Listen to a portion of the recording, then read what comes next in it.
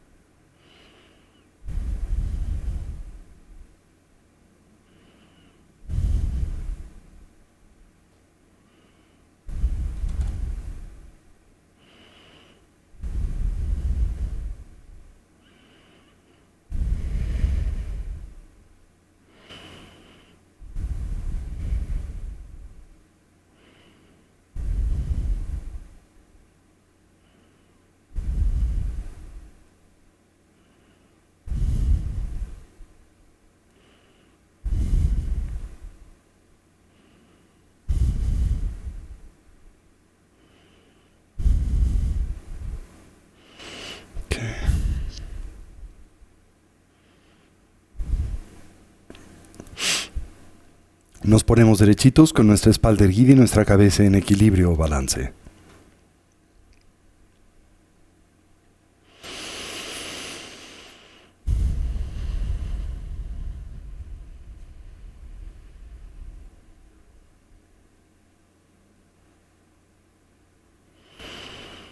Comencemos por evocar una imagen mental de nuestra forma física. Para ello, y si se nos facilita, recorramos introspectivamente la misma desde la coronilla de la cabeza hasta las plantas de los pies.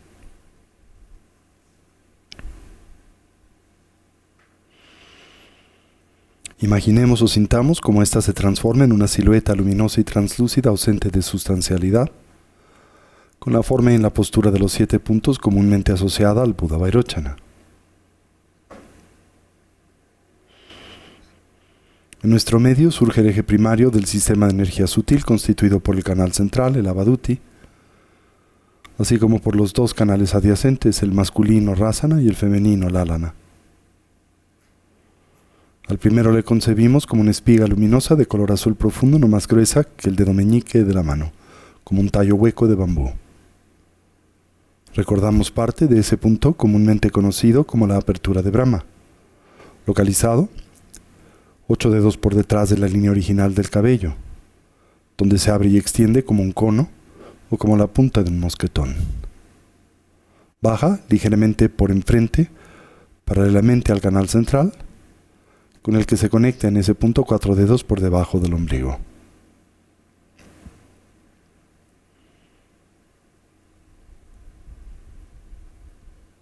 El canal masculino, de color blanco, el lunar, y el femenino de color rojo o solar. En el caso de los hombres, el primero a la derecha del canal central y en la posición inversa para las mujeres. Así, nos involucramos con la yoga de las 9 respiraciones. Le acompañamos de esa forma especial de respirar, la del ánfora o de la vasija. Inhalamos la expresión, la forma pura del prana. Exhalamos aquella grumosa y contaminada. Al inhalar, intentamos saturar la totalidad de nuestra capacidad pulmonar. Retenemos la respiración, volteando la atención sobre de sí misma. Intentamos reconocer y así descansar en el estado y condición mental emergente, más profundo, menos discursivo, más focalizado, quizá inclusive libre de elaboración. Subsecuentemente exhalamos con fuerza, como si disparásemos una flecha a través de un arco. Liberamos 30% del prana presente en la parte superior del cono pulmonar, decantando así al viento kármico de aquel de la sabiduría. Terminando la exhalación, pausamos por un momento. Una vez más, volteamos la atención sobre de sí misma. Descansamos en la condición emergente y repetimos el proceso 3 veces para el canal masculino y 3 para el femenino. Así proseguimos con la práctica de la gran vasija o el Bumpachen. En ella inhalamos simultáneamente por ambas fosas nasales. Saturamos nuestra capacidad pulmonar, retenemos la respiración con el gesto del ánfora o de la vasija. Giramos el estómago 7 veces en el sentido de las manecillas del reloj y 7 veces en el sentido contrario. Así mezclamos a los vientos kármicos con el de la sabiduría en el medio del canal central, detonando la emergencia de un estado y condición mental más focalizada y profunda. Exhalamos con fuerza, pausamos por un momento y repetimos el proceso 3 veces. Presionamos con el dedo pulgar la primera falange del dedo anular. Le abrazamos en el gesto conocido como el puño adamantino, con los dedos índices ligeramente extendidos. Y así ejecutamos la yoga de las 9 respiraciones.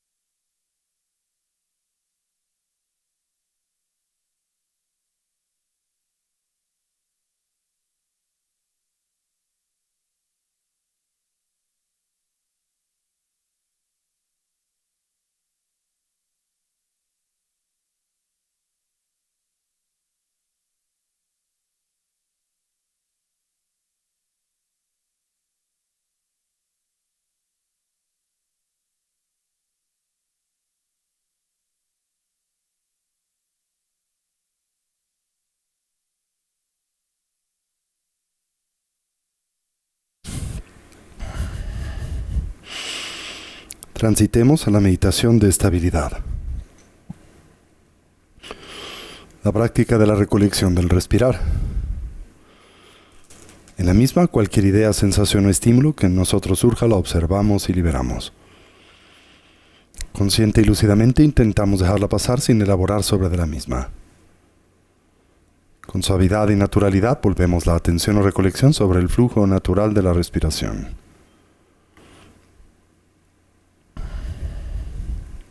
Simultáneamente atendemos a la esfera de las sensaciones táctiles, en especial aquellas naturalmente asociadas a la respiración, comenzando por la relajación. Recorramos a nuestro cuerpo desde la coronilla de la cabeza hasta las plantas de los pies. Y ahí donde hallemos o identifiquemos cualquier elemento o rastro de ansiedad y tensión, relajémoslo. Si se nos facilite como un medio hábil a inhalar, imaginemos en nosotros penetra luz y claridad. concibamos como la misma se vierte sobre esos puntos de tensión y ansiedad. Al hacerlo, los ilumina, distiende y relaja. Y al exhalar imaginamos esa tensión nos abandona, como vapor de agua que espontánea y naturalmente se diluye o desvanece en el vacío. Mantengamos a nuestra recolección o presencia mental firmemente asida sobre el objeto de concentración, el respirar, mientras cultivamos una actitud de atención introspectiva, dirigida hacia la emergencia de los diferentes obstáculos que sabemos dificultan o obstruyen y así obnubilan a la práctica, sobre los que aplicamos sus respectivos antídotos. De experimentar extremediación nos concentramos en la exhalación y así la sensación gradual o progresiva de tranquilidad y relajación que le acompaña, y de ser presas del hundimiento mental, el sopor sueño o la mera pérdida de claridad, nos concentramos en la inhalación, en la viveza y alerta en la claridad mental que esta propicia. Orientemos a nuestra mente y cuerpo hacia su estado natural, del todo relajado, libre de tensión, estable y quieto, dotado de claridad, alerta y una actitud de vigilancia, mientras atendemos a la respiración, sin aferramiento o constricción y simultáneamente sin distracción. Establezcamos una transición entre la agitación o el cansancio de la tarde y el estado mental de atención y concentración necesario para el cultivo de las tres sabidurías. La sabiduría del escuchar, que nos conduce a la transformación conceptual, aquella que es propia del reino de las ideas. La del análisis y la investigación, que nos permite fortalecer a la experiencia. Y la de la meditación, que nos orienta y conduce a su integración. Con esta instrucción presente en silencio y por unos minutos, dediquémonos al cultivo y el fortalecimiento de esta dimensión y de este aspecto de la práctica. Toda la atención sobre el respirar.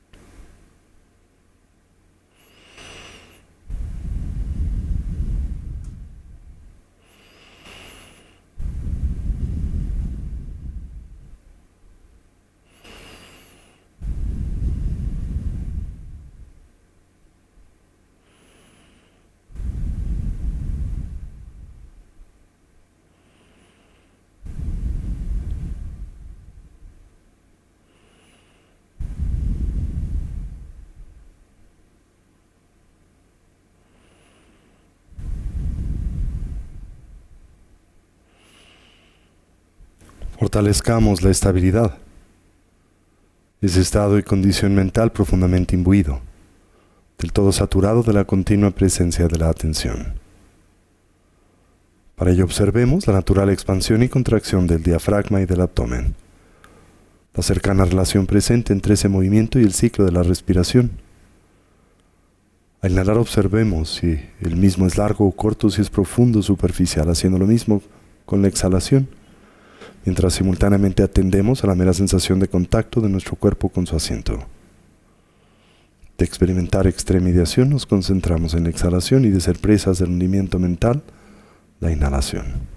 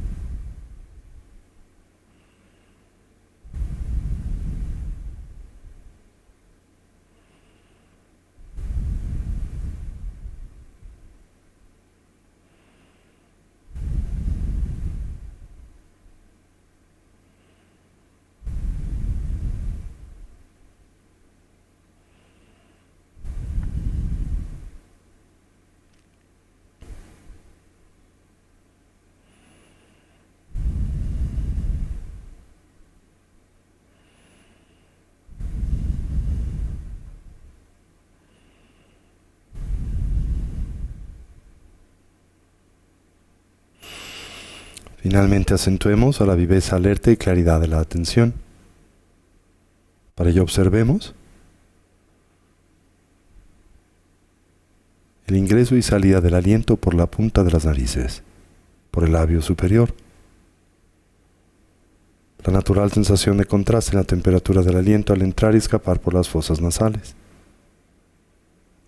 Y si se nos facilita como un medio hábil la presencia de una pequeña esfera luminosa o ticle en el medio del entrecejo en la que suavemente focalizamos la atención. De experimentar extremidación nos concentramos en la exhalación y de ser presas del hundimiento mental la inhalación.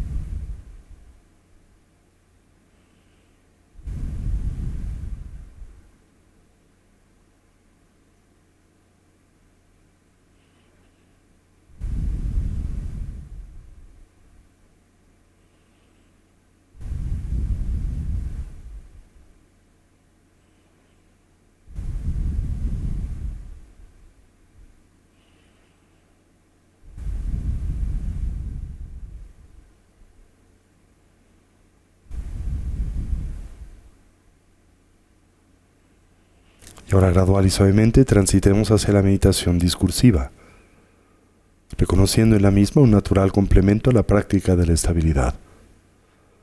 Y así evoquemos a los 4 pensamientos que orientan y motivan a nuestra mente hacia el despertar. Comencemos por lo preciado de la vida humana. Reconozcamos, en efecto, su rareza,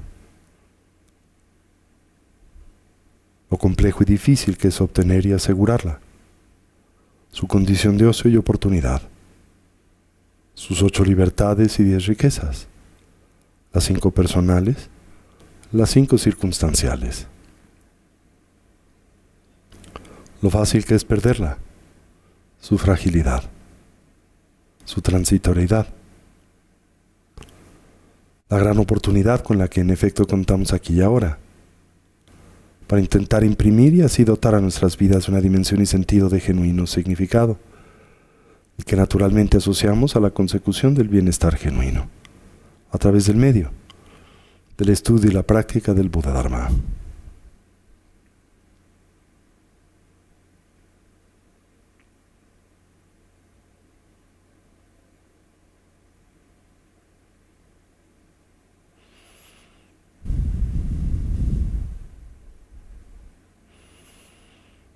Atendamos a la muerte y la impermanencia.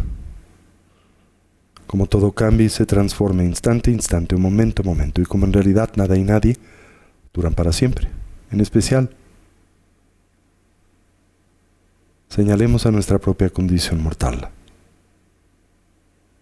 Y como la única variable del todo certera y segura en la vida es la de nuestra propia mortandad, en realidad desconocemos el cómo y el cuándo es que este evento acontezca. Podría ser hoy. Con base en ello, intentemos pensar o reflexionar en torno a lo que debiese de ser genuinamente importante, prioritario, significativo en nuestras vidas. Aquello que pueda brindar o aportarnos bienestar, paz y felicidad duradera. Contrastemos a la misma con la de su impostor, el mero placer hedónico, el sensorialmente condicionado, siempre y por naturaleza temporal y relativo. Así, por lo que concierne a nuestra meta ulterior, finalmente inconsecuente. Lo que nos pueda preparar para la muerte siempre cercana, inminente e inesperada, el adiestramiento mental. Y lo que podamos llevar con nosotros durante la compleja y difícil transición, la del morir. Tan solo la eterna continuidad de la conciencia y con ella, sus impresiones, hábitos y tendencias. Determinémonos a cultivar y fortalecer las positivas, las virtuosas, a identificar, debilitar y trascender las negativas, las no virtuosas.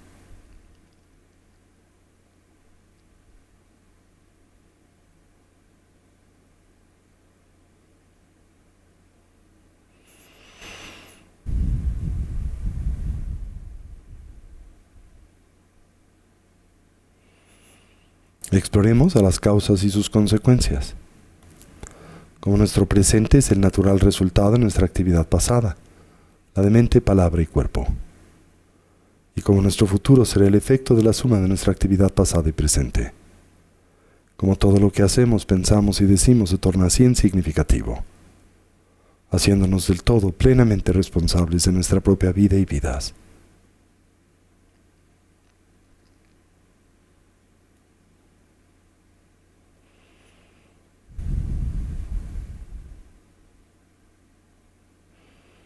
Finalmente, señalemos a los defectos, las limitantes propias de la existencia cíclica de la vida condicionada. Como en esta todos los seres sufren, como experimentan y transitan por un sinnúmero de dificultades, conflictos y problemas, de la misma manera que nosotros. Podemos empatizar con estos, conocemos la experiencia del sufrir y naturalmente desearíamos ser capaces de ayudarles. Mas reconocemos nuestras limitaciones presentes para hacer y lograr esto y es con ello en mente que volteamos nuestra atención en la dirección del refugio y que nos determinamos a establecer una orientación auténticamente positiva y segura en la vida, la que simbolizamos a través de la triple joya. Así, tomamos refugio en el Buda. Lo hacemos, no tan solo como un hombre o persona, sino como alguien que representa la naturaleza abierta y clara de nuestras mentes como sus potenciales evolutivos. Tomamos refugio en el Dharma, como un compromiso para integrar y poner en práctica las instrucciones de vida, desarrollo y cultivo que el Buda nos dio o aportó. Tomamos refugio en la Sangha, la comunidad compuesta primariamente por aquellos genuinamente avanzados en el sendero, los despiertos, los Budas, los liberados, los Arhats, los héroes o Bodhisattvas. Así también, la comunidad de amigos y amigas que en el camino nos inspiran y ayudan. De manera central, la figura del Ama, el vínculo con el Dharma y el punto, donde sus cualidades coinciden y se hacen a nosotros presentes. Así afirmamos: Lamala Kyabsun Chio, Sanjela Kyabsun Chio, Chula Kyabsun Chio, Genduna Kyabsun Chio, Lamala Kyabsun Chio, Sanjela Kyabsun Chio, Chula Kyabsun Chio, Genduna Kyabsun Chio. Transitemos a la meditación de vacuidad. En esta, imaginemos cómo todo lo que nos rodea gradualmente se diluye o desvanece en el vacío. Este espacio, nuestra ciudad, nuestro país, continente y planeta, el universo con sus infinitos mundos, nuestro cuerpo referente físico con base en el cual comúnmente edificamos nuestro sentido de identidad personal, todo ello se diluye, se desvanece en el vacío. Lo único que permanece es la dimensión primaria de la conciencia, su mera claridad y darse cuenta. Descansemos en esta dimensión de la conciencia desnuda por un momento en un estado y condición libre de elaboración.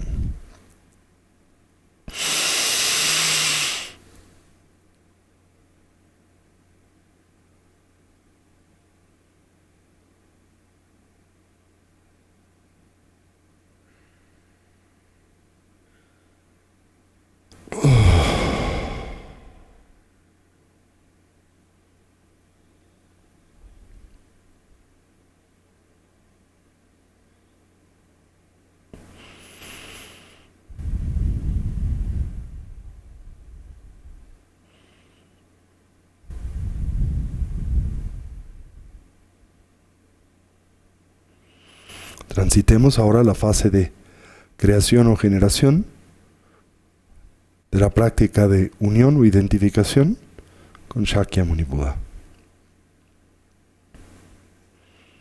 Frente a nosotros, a la altura de nuestro entrecejo y a 1,5 metros, imaginemos surgen 8 leones de nieve. Dispuestos en un cuadrángulo, recordamos, representan la valentía, el arrojo y la osadía, que en el sendero y camino espiritual son indispensables. Sobre sus lomos emerge un trono dorado y encollado, que representa la realeza del estado lúcido y despierto de la mente, su natural dignidad. Sobre él mismo aparece una flor de loto blanca y luminosa de 8 pétalos abierta, simbólica de nuestra naturaleza búdica, sobre la que, poco a poco, se materializa o corporiza la figura de Shakyamuni Buda. Le concebimos como la síntesis de los potenciales que en el sendero deseamos actualizar. El maridaje perfecto entre la apariencia y vacuidad. Se encuentra sentado en la postura adamantina con sus piernas entrecruzadas, simbolizando así la maestría de la fuerza del samadhi y con este la plena funcionalidad mental.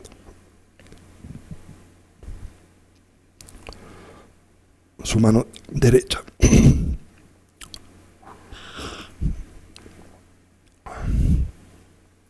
derecha toca la tierra, haciéndola testiga de su victoria sobre el triple veneno, el de la ignorancia, el apego y la aversión. Su mano izquierda descansa sobre de su regazo con la palma abierta, sosteniendo la escudilla del renunciante que a su vez contiene el néctar de la sabiduría y la larga vida. Se encuentra ataviado con la vestimenta propia del bhikshu, elaborada en retacería de tela, simbólica de su victoria sobre de los 8 intereses mundanos. Como todo Mahasattva o un gran ser, manifiesta una pequeña protuberancia sobre la coronilla de su cabeza, que a su vez simboliza la actualización de sus potenciales cognitivos, mentales, emocionales y energéticos. Despliega las 32 marcas mayores y las 80 menores de un Buda, representativas de su victoria y plena actualización de las actividades liberadoras, las perfecciones. Contemplando al Buda le decimos: querido Lama, auxílianos a purificar y a transmutar nuestras limitaciones en oportunidades. Shakyamuni Buda nos sonríe. Se manifiesta contento y satisfecho por la determinación que tanto individual como colectivamente esta tarde nos anima. En consecuencia, a su alrededor surge el campo del mérito, la comunidad de seres despiertos, miriadas de Budas y Bodhisattvas, de seres liberados, dakas, dakinis y protectores, de Yiram Shavakas, Pratyeka, Budas, yogis y yoginis. A nuestro alrededor aparecen innumerables seres sensibles. Les concebimos provenientes de los diferentes reinos propios de la existencia condicionada, pero hoy todos dotados de la apreciada plataforma humana, y así animados por el espíritu de la emergencia definitiva que en nosotros contagian. Del corazón de Shakyamuni Buda se irradia un intenso haz de luz blanca. Se extiende hacia todos los seres, mundos y dimensiones. Y al arribar al campo del mérito, en este propicia una honda y profunda transformación. Todos los Budas y Bodhisattvas reaparecen dotados de la auténtica presencia de Shakyamuni Buda, simbolizándose así la unicidad de la mente despierta.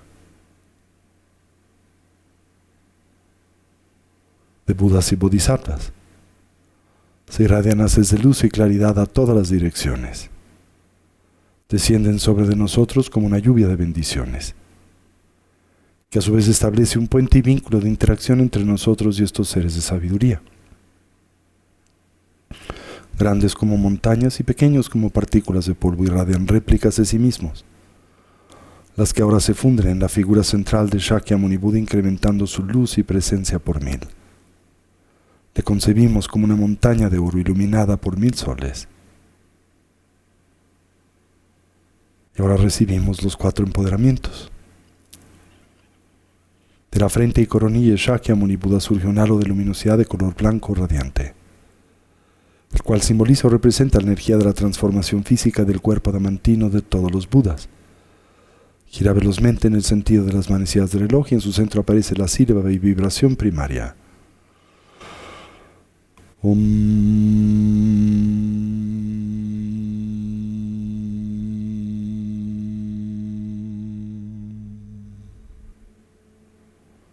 poderoso haz de esta luz y claridad es ahora irradiado de la frente y coronilla de Shakyamuni Buda a nuestra frente y coronilla, la de los seres que nos rodean.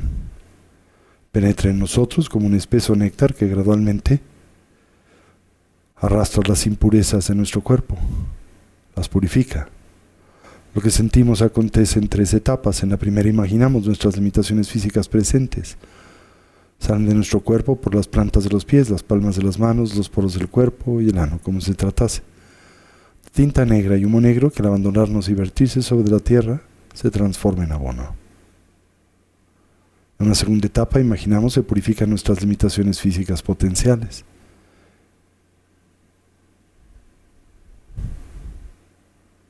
Salen de nuestro cuerpo, también por las plantas de los pies, las palmas de las manos, los poros del cuerpo y el ano, como tinta negra y humo negro, como pus, sangre coagulada y ennegrecida, que al vertirse sobre la tierra en ella opera como un nutriente. Finalmente sentimos, imaginamos nuestras limitaciones físicas resultantes de nuestra interacción con diferentes contaminantes ambientales se purifica. Los ambientales, los que sustentan nuestra visión kármica de la vida, los eventos estelares que no nos son gratos, las acciones físicas destructivas que desplegamos y que lastiman a otros o a nosotros mismos, todo se purifica. Sale de nuestro cuerpo por las plantas de los pies, las palmas de las manos, los poros del cuerpo y el ano como miriadas de alimañas, que al abandonarnos se diluyen y desvanecen en el vacío. Donde sea pertinente aplicamos las fuerzas y poderes de oposición, reconociendo en las mismas el corazón de la purificación, el arrepentimiento que no es culpa, la determinación de enmienda, la convicción en torno a reorientar a nuestras vidas en la dirección positiva y segura que representamos a través de la triple joya, la necesidad de cultivar una mentalidad altruista que contrarreste el egoísmo, y de purificar el daño que a través del cuerpo ya hemos propiciado en otros o en nosotros mismos. Y mientras sentimos esto, experimentamos la fuerza vibratoria de la sílaba Om dentro de nosotros 3 veces.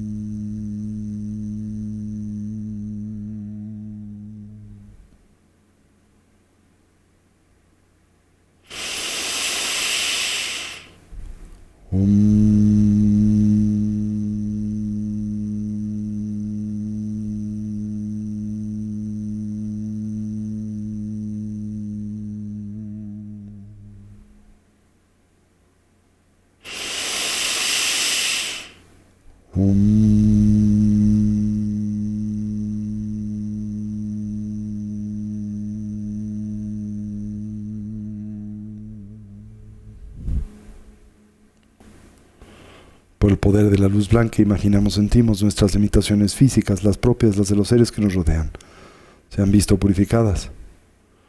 Y ahora, como nuestro cuerpo irradia esta luz y claridad a todas las direcciones en cuya sensación, descansamos por un momento, en un estado y condición libre de elaboración.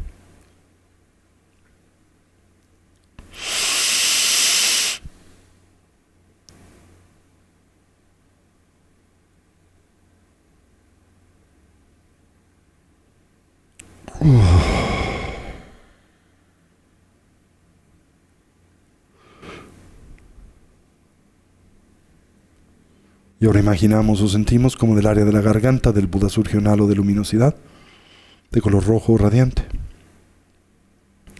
el cual simboliza o representa la energía de la transformación verbal de la habla adamantina de todos los Budas. Gira velozmente en el sentido de las manecillas del reloj y en su centro aparece la sílaba y la vibración primaria.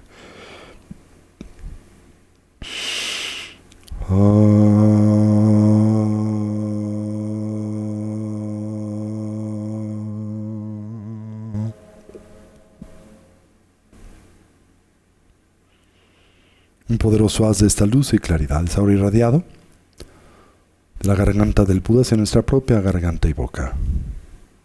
Penetra en nosotros como un espeso néctar que gradualmente nos satura e inunda. Al arribar al área de la garganta, disipa nuestros oscurecimientos verbales o comunicativos, toda tendencia hacia el uso de un lenguaje que divide y que daña, que se muestra irreflexivo, que distorsiona y exagera la realidad, en especial cuando nos vemos movidos por fines autocentrados y egoístas.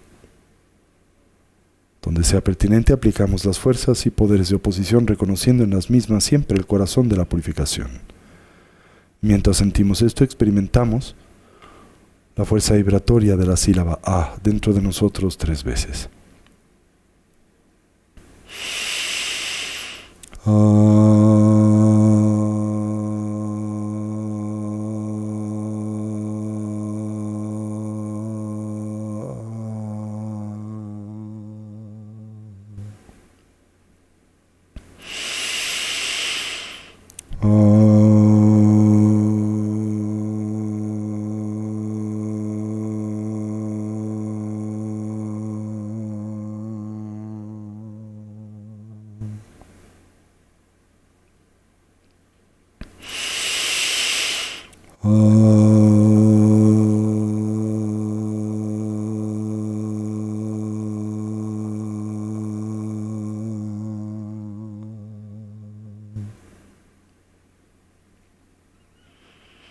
Por el poder de la luz roja, imaginamos, sentimos nuestras limitaciones verbales, las propias, las de los seres que nos rodean, se han visto purificadas. Y ahora, como nuestros cuerpos irradian esta luz y claridad a todas las direcciones en cuya sensación, descansamos por un momento en un estado y condición libre de elaboración.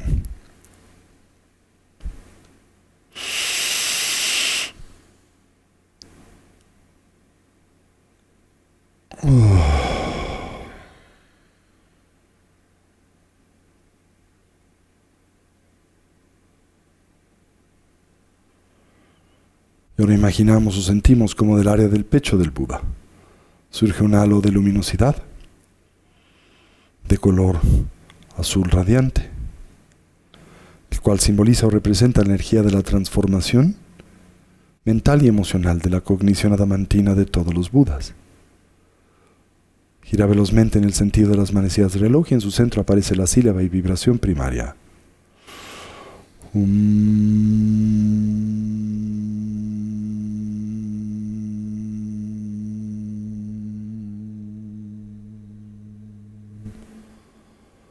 Un poderoso haz de esta luz y claridad es ahora irradiado del pecho del Buda hacia nuestro propio pecho, el de los seres que nos rodean.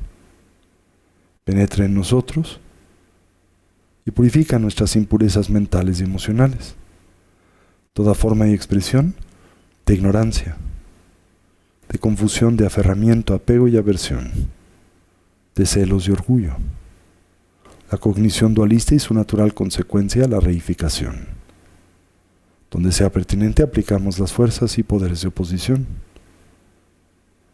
Y mientras sentimos esto, experimentamos la fuerza vibratoria de la sílaba Hum dentro de nosotros 3 veces.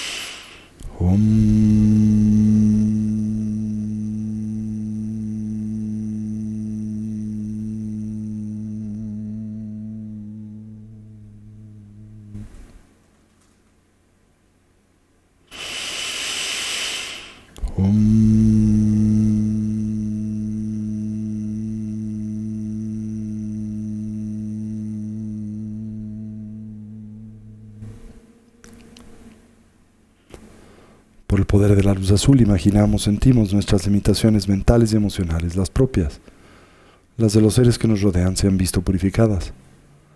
Y ahora, como nuestros cuerpos irradian esta luz y claridad a todas las direcciones en cuya sensación, descansamos por un momento una vez más en un estado y condición libre de elaboración.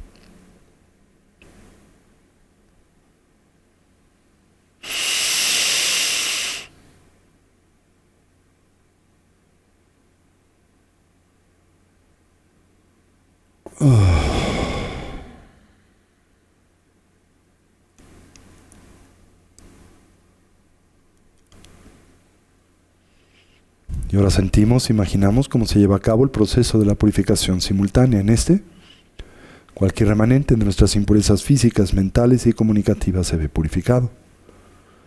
En nosotros se plantan las semillas para la eventual consecución de los kayas, los cuerpos de un Buda. Y nuestro cuerpo se transforma en una matriz de luz y claridad multicolor. Mientras sentimos esto, experimentamos la fuerza vibratoria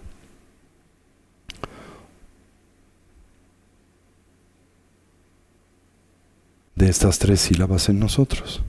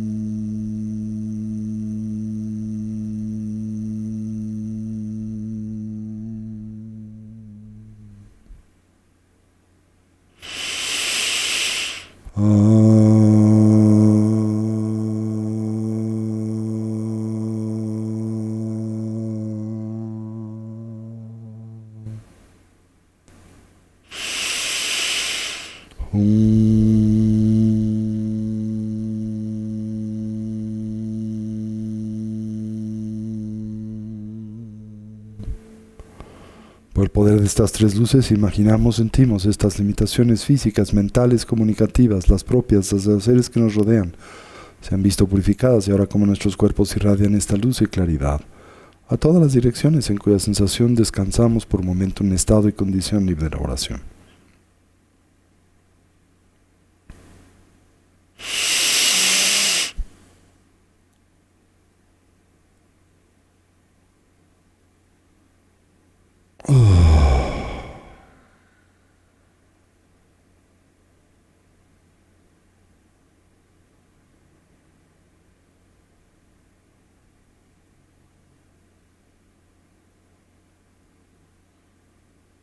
Contemplando al Buda le decimos, querido Lama, auxílianos a purificar y a transmutar nuestras limitaciones en oportunidades.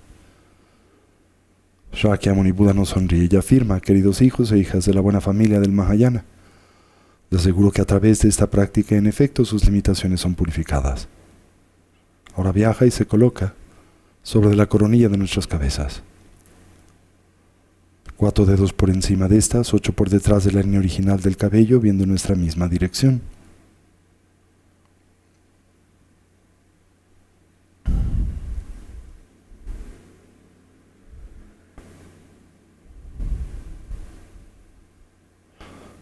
Y ahora imaginamos como toda la asamblea del mérito se disuelve en luz y claridad.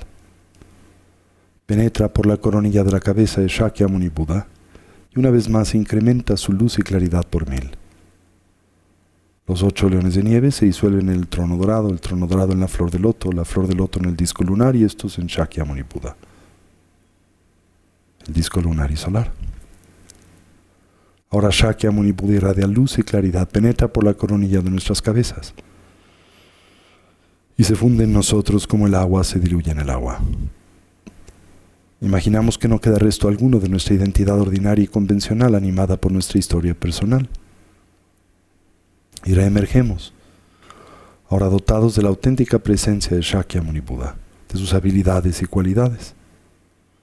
El universo reaparece como lo hace a la cognición adamantina de un Buda, como un Budaverso.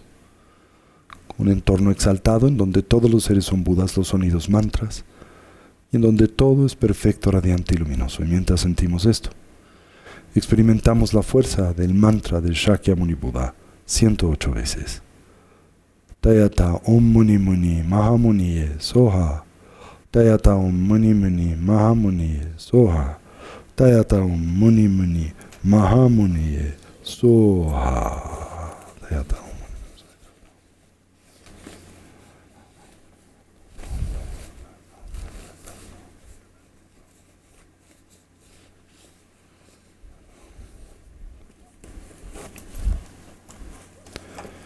Tayata Om.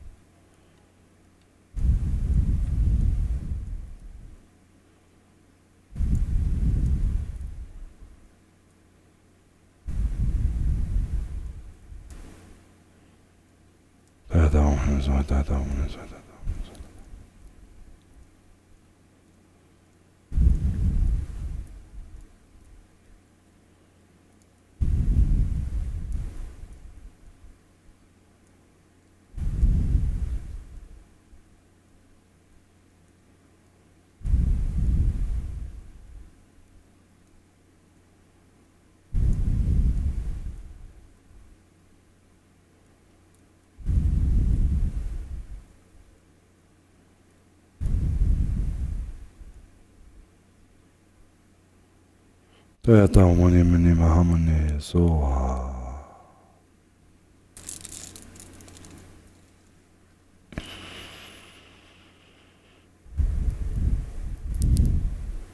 Y ahora transitamos a la fase de perfeccionamiento. Recordamos cómo en la misma simulamos el tránsito del dormir y el morir, el debilitamiento de la conciencia grosa y sutil, y la emergencia, siquiera por un instante, de la luz clara de la mente esencial, como acontece en ese proceso. A través de esta dimensión de la práctica simulamos el encuentro entre la luz clara de la mente hija con la luz clara de la mente madre, con el propósito de generar un sentido de familiaridad que podamos aplicar en diferentes instancias del vivir, el morir y el renacer. Una vez más en nuestro medio surge el canal central. Shakyamuni Buda irradia luz y claridad, penetra en el mismo y se aposta en el medio de este, a la altura del corazón, con sus ojos bien cerrados, lo cual emulamos. Vientos sutiles, primarios y secundarios penetran en el canal central. Emprenden su travesía hacia la gota indestructible en el medio del mismo, a la altura del corazón. Vientos sutiles primarios y secundarios, gotas neurales masculinas de color blanco. Estas descienden por la parte superior del canal central. Las femeninas de color rojo ascienden por la parte inferior del mismo. Al hacerlo, presionan a la gota indestructible. En el instante en que escuchemos el palmear de las manos, penetran en ese chakra. La gota indestructible se fisura y libera la luz clara esencial de la mente, la conciencia primigenia. Esa condición del todo libre de elaboración. Al escuchar el palmear de las manos, Shakyamuni Buda abre sus ojos, lo cual emulamos. En ese momento, vientos sutiles primarios y secundarios penetran en el canal central y liberan la luz clara esencial de la mente, la conciencia primigenia. Intentamos reconocer y descansar en la misma por un momento, en un estado, en una condición del todo libre de elaboración. Canal central, Shakyamuni Buda en el medio del mismo, ojos bien cerrados, vientos sutiles, gotas neurales al corazón.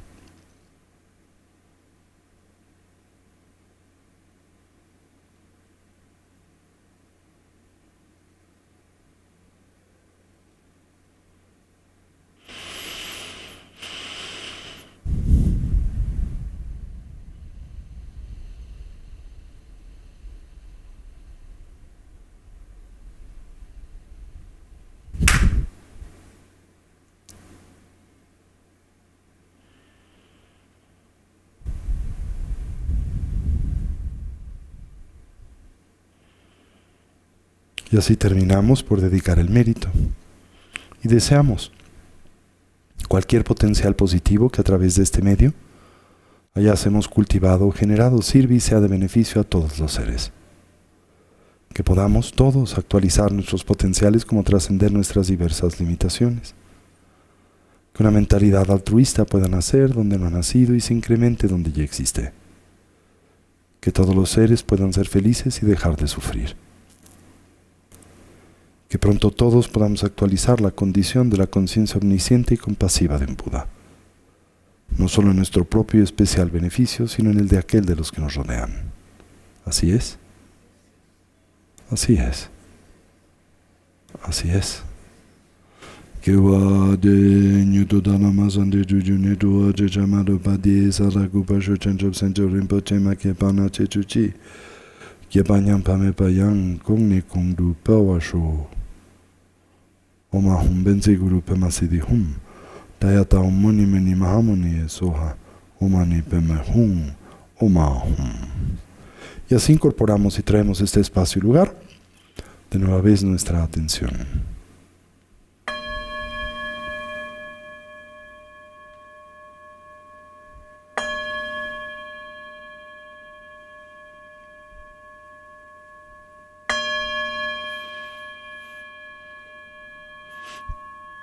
Muy bien.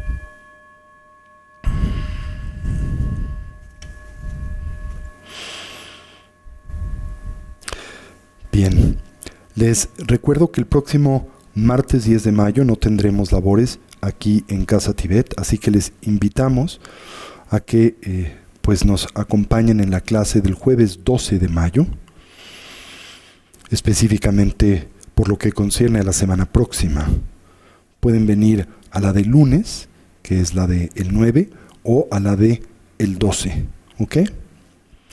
Bien, les recuerdo también que tenemos en puerta para este mes una variedad de actividades. Va a estar con nosotros en residencia la maestra Cristiana Polites, una de las discípulas principales del doctor Nida Cheng Atsang, uno de los más prominentes médicos tibetanos contemporáneos y el fundador del Instituto Sowa Rigpa, o el Instituto de las Ciencias de la Salud, que es una institución muy influyente en términos de la difusión y la educación en torno a los principios generales, tanto de la medicina tibetana en todos sus aspectos, como de la tradición de la esencia del corazón de Yutok, el primer médico tibetano, el Yutok Nyingpo, como se le llama en la tradición tibetana, que es un sistema dentro del contexto del tantrismo budista muy profundo, muy extenso y muy rico.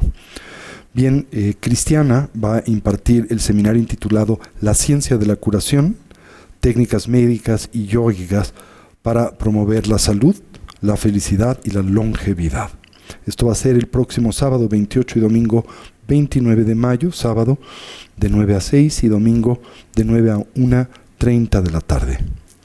En la lengua tibetana, la palabra Sowa Rigpa se utiliza para describir al sistema tradicional de medicina del Tíbet, cuyas raíces se remontan a más de 2000 años de antigüedad, siendo uno de los sistemas médicos más antiguos del mundo, y permanece vivo e intacto gracias a un linaje puro de transmisión que ayudó a preservar su autenticidad, incorporando elementos de otros sistemas médicos ancestrales como la medicina griega, la india, la medicina china y evidentemente los propios sistemas médicos autóctonos del Tíbet. Sowa Rigpa ha mantenido su carácter tibetano distintivo, moldeado por los sistemas de pensamiento tanto budistas como prebudistas presentes en la historia y la estructura cultural y espiritual del Tíbet. Y este es un sistema holístico que tiene el cuádruple objetivo de prevenir la enfermedad, curar la enfermedad, extender la duración de la vida y cultivar la felicidad genuina. Bien, en este seminario muy intensivo, que va a ser del todo práctico, nos vamos a enfocar en estudiar los principios fundamentales precisamente de la tradición de las ciencias de la salud de Tíbet, el Sowa Rigpa, cómo identificar, por ejemplo, los patrones en nuestra propia tipología constitutiva para poder comprender las causas de las perturbaciones energéticas, mentales y corporales que nos afligen. Vamos a aprender a hacer modificaciones simples a nuestra dieta y estilo de vida para promover la salud física, y practicaremos meditaciones budistas, técnicas de respiración yógicas y ejercicios para abrir los canales energéticos, relajar la mente y nutrir los órganos internos, particularmente el sistema de lo que llamamos la purificación del espacio o el Neyan, que es un derivado del Tantra de Kalachakra, el más importante de los tantras de la tradición nueva del tantrismo indio.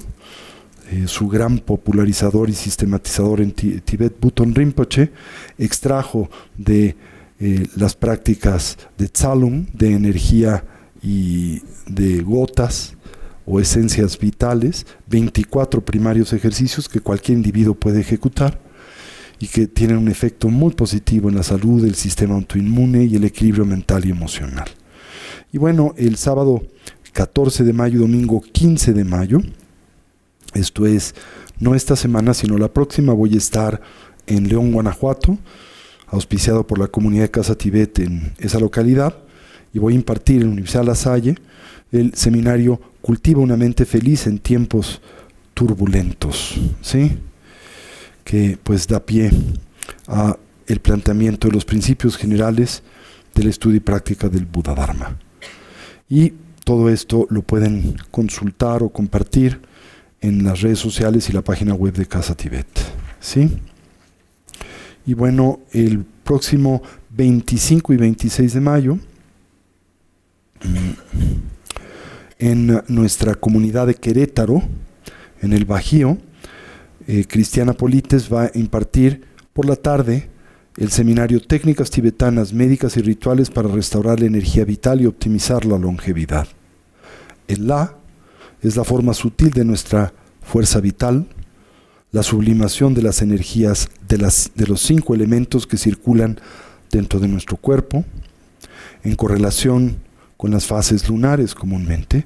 Esta energía, el La, está cercanamente relacionada con nuestra conciencia y protege y nutre nuestro cuerpo y nuestra mente. El La puede verse perjudicada por enfermedades crónicas, por el estrés, traumas físicos y emocionales, o por tratamientos médicos invasivos y agresivos. Tradicionalmente se dice que la energía La puede ser sustraída o robada por influencias externas de carácter negativo, y los síntomas de la pérdida de La incluyen la falta de la fuerza, de la estabilidad corporal o del cuerpo físico, fatiga crónica, ansiedad y depresión. Y en este seminario de 2 días, de 2 tardes, Veremos y aprenderemos métodos tradicionales tibetanos, tanto médicos como espirituales, para restaurar esa energía, esa fuerza vital, el La, que hemos perdido o que en nosotros se haya debilitado. Una práctica ritual de sanación perteneciente al linaje de Yutok Nyingtik, o de la esencia del corazón de Yutok, para pues capturar y retornar el La perdido o robado de las 10 direcciones. El masaje del La, que es una técnica de terapia externa que utiliza la visualización de distintas sílabas tibetanas en ciertos puntos del cuerpo, junto con un masaje gentil y la utilización de mantras para restaurar el La. Esto va a ser entonces, recuerden, el 25 y 26 de mayo, y todo lo pueden ustedes aprovechar, pueden participar ya sea presencialmente, pero ahora también a manera distante a través de el internet. ¿Ok? En el mes de junio estará de vuelta con nosotros Dopon Dorje Jung Lee. Va a dar aquí en la Ciudad de México un seminario de introducción a los principios generales del Tantra en relación a la práctica de Ushnisha Vijaya, una de las pues figuras primarias que se utilizan contemplativamente para fortalecer la energía vital, conjuntamente con Tara Blanca y con Amitayus. De esto pues les iré dando noticia un poquito más adelante, ¿ok? En el mes de julio va a estar con nosotros el Nawan Quecho, un gran artista, pero también contemplativo tibetano. En el mes de agosto va a estar con nosotros Lama Tsultrim Zangpo, que regresa a la comunidad de Casa Tibet después de 3 años de ausencia, lo cual nos da mucho gusto. Y así estaremos teniendo varias actividades mes por mes. Muy bien. Recordarán, hemos estado analizando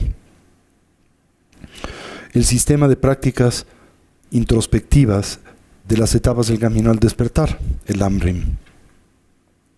Señalo y les recuerdo que pueden consultar la totalidad de esa unidad de estudio y práctica en la página de recursos de Casa Tibet, en el capítulo del Lamrim, de las etapas del camino al despertar, y particularmente la dimensión de este que corresponde al practicante de capacidad intermedia, en donde estamos explorando las cualidades del Buda.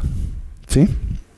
¿Por qué exploramos las cualidades del Buda? Porque lo estamos haciendo en el contexto de haber previamente fortalecido con una variedad de estrategias de análisis introspectivo el espíritu de la emergencia y la renuncia, el hastío del samsara.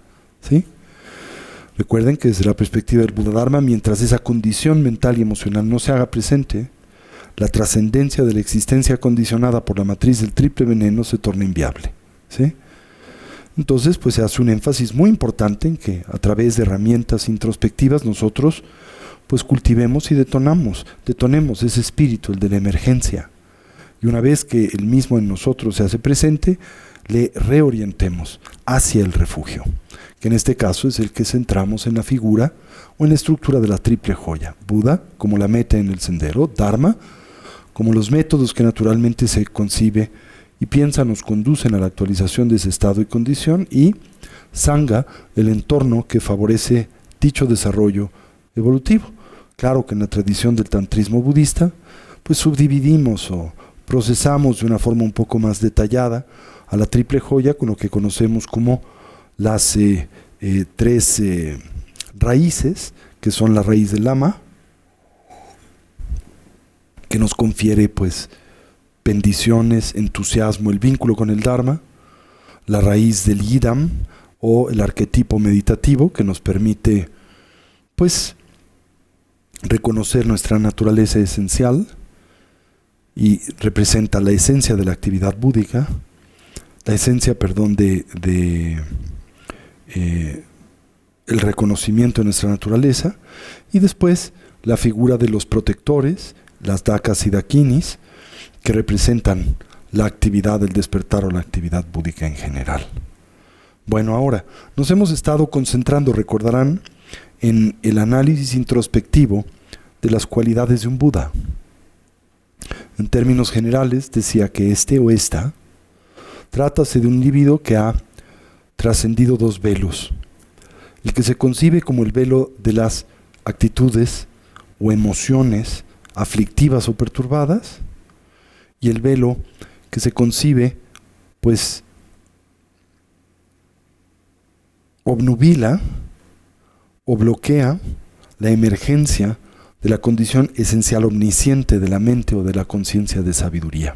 ¿Sí? Se dice que un Buda ha actualizado de forma plena sus potenciales.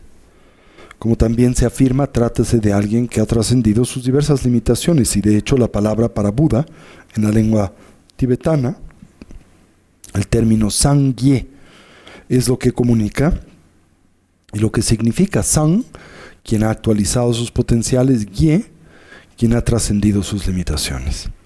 Y platicaba con ustedes la semana pasada que para comprender lo que en esencia esto quiere decir, vale la pena el vincularlo a una estructura de estudio y práctica que es propia de la Abhidharma budista, particularmente la expresión que de este se ha codificado y tiene en la cultura espiritual budista del Tíbet.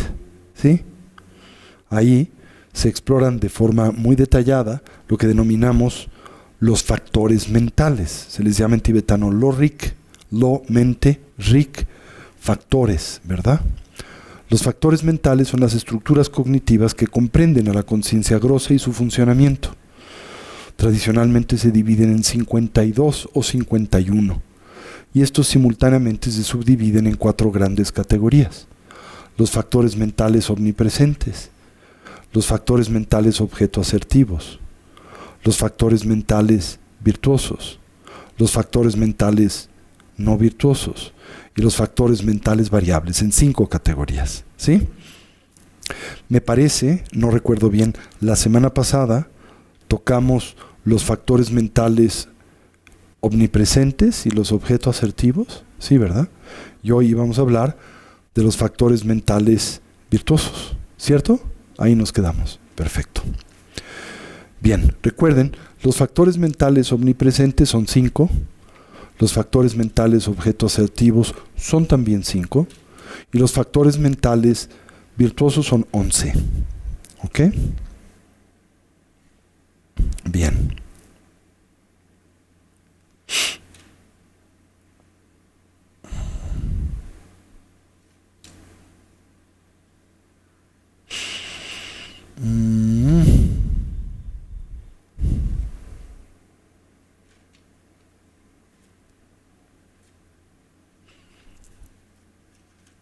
Bien, los primeros 5, recuerden simplemente como una recapitulación primaria, son la intención, la atención, el contacto, las sensaciones y sentimientos y la percepción. ¿Sí? Los factores mentales objeto asertivos, que también están siempre presentes dentro de la estructura y por tanto las funciones de la mente y cognición, claro. Por la misma, en este contexto nos referimos a la conciencia grosa, la psique, ¿sí? La mente conceptual dualista. Pero están presentes en la misma en diferentes grados, en diferentes, digamos, intensidades, por lo que su fortaleza relativa, o en su caso su debilidad, determina la cualidad de cada una de estas distintas actividades mentales. Son el deseo, ¿verdad?, la decisión, la recolección, la concentración y el entendimiento. Bien, ahora hablemos acerca de los factores mentales positivos. También una manera en que creo podemos compartirles y comprenderles con un poco de mayor detalle y quizá profundidad es más que llamarles positivos, quizá describirlos como útiles. Estructuras de la cognición que nos son útiles en el contexto del desarrollo mental emocional y por tanto el evolutivo en términos generales. Son útiles también para acercar a quien los refina y cultiva a una dimensión de bienestar genuino y duradero, que finalmente representa la meta central de la totalidad del estudio y de la práctica del Dharma. Esto es algo que, por favor, es esencial que nunca olviden, ¿sí? ¿Cuál es la meta esencial del Buda Dharma? La consecución del bienestar genuino, ¿sí? Evidentemente distinguimos a este como, pues, señalamos en los pensamientos que orientan al despertar de su impostor, siendo el impostor del bienestar genuino el placer primariamente hedónico, el sensorialmente condicionado. ¿Por qué? Porque bien sabemos la cualidad que caracteriza ese tipo de bienestar, el que depende de nuestras bases sensoriales, el contacto que éstas establecen temporalmente con sus respectivos objetos, es que es siempre y por definición un tipo de bienestar y placer que es temporal, ¿verdad? Y no solo es temporal, sino también es relativo, se estructura en dependencia a una variedad de condiciones y circunstancias variables. La limitante de ese tipo de bienestar, entonces, es que no es pues realmente duradero, en contraste de el bienestar genuino, que no depende tanto de lo que el individuo extrae, toma, exige del mundo, sino más bien de lo que trae, aporta y obsequia al mismo, en consecuencia primariamente del equilibrio entre la mente y el cuerpo y de una forma de vida que realmente se plantea conducente al desarrollo evolutivo y la consecución de esta meta, el bienestar genuino, a través del medio de la salud mental óptima y a través del equilibrio conativo, esto es, el de nuestra facultad de deseo y volición, el equilibrio de la atención, el equilibrio cognoscitivo y finalmente, pero no menormente, el equilibrio emocional. Recuerden que nosotros sufrimos comúnmente de una colección de desequilibrios que aquejan estas diferentes operaciones y funciones mentales y emocionales. Somos presa del déficit de las mismas, constante y recurrentemente, o lo somos de su hiperactividad, o lo somos de su expresión de mera disfuncionalidad, ¿verdad? Por ejemplo, el déficit de la atención es la lasitud, ¿verdad? La hiperactividad de la atención es la discursividad. La disfuncionalidad de la atención es la habilidad de proyectar la atención pero de una forma aflictiva, como cuando solo ves en una persona una cosa y no la ves en su totalidad, ¿sí? Bien, ahora, se dice un Buda, literalmente alguien lúcido, despierto, es quien ha actualizado sus potenciales precisamente mentales, sus potenciales emocionales, cognitivos, energéticos y físicos, ¿verdad? Sangye, alguien que ha actualizado sus potenciales y trascendido sus limitaciones. Pero entre los elementos que un Buda ha trascendido son las disfunciones de la mente, por ejemplo, y ha actualizado sus cualidades. Bien, un aspecto en donde esto se expresa es en la coherencia, el fortalecimiento y la manifestación de 8 factores condicionantes mentales que nosotros describimos comúnmente como útiles o como positivo, ¿sí?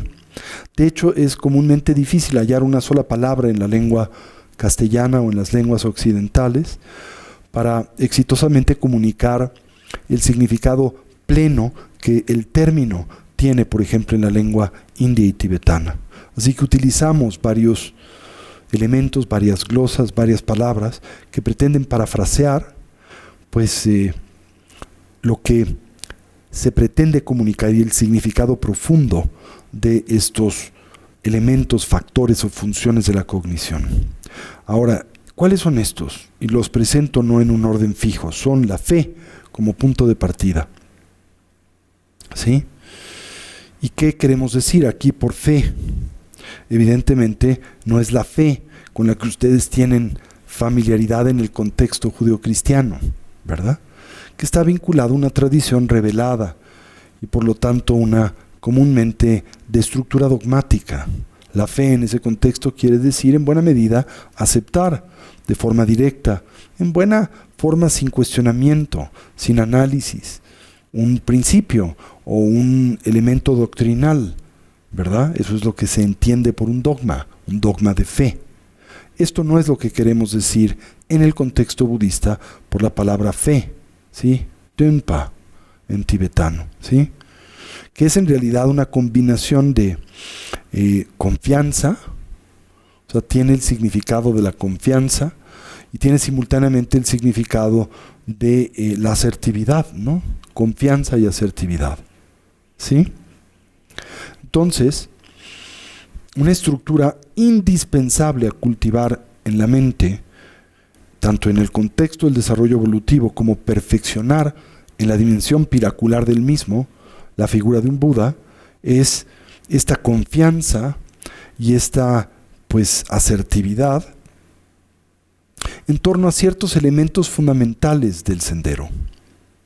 ¿Y cuáles son estos elementos fundamentales del sendero? El primero es la retribución moral de las acciones, la estructura y el principio del karma. Ahora saben bien, el karma trátase de un tema en extremo complejo, muy amplio, dentro de la filosofía moral del Buddha-dharma y de la filosofía india, su espiritualidad en general, ¿no? Podríamos dedicar días en una presentación más o menos metódica del término y del concepto del karma. Pero como punto de partida, ¿no? En esencia lo que por confianza, asertividad en torno a la causalidad moral quiere decirse es algo muy simple. El poder vivir, deambular en el mundo, del todo certeros en torno al hecho de que lo que hacemos, pensamos, decimos nosotros y todos los que nos rodean, en efecto genera consecuencias de las que cada uno es individualmente responsable. Que todos y cada uno de nosotros somos, nos guste o no, los arquitectos de nuestra propia vida.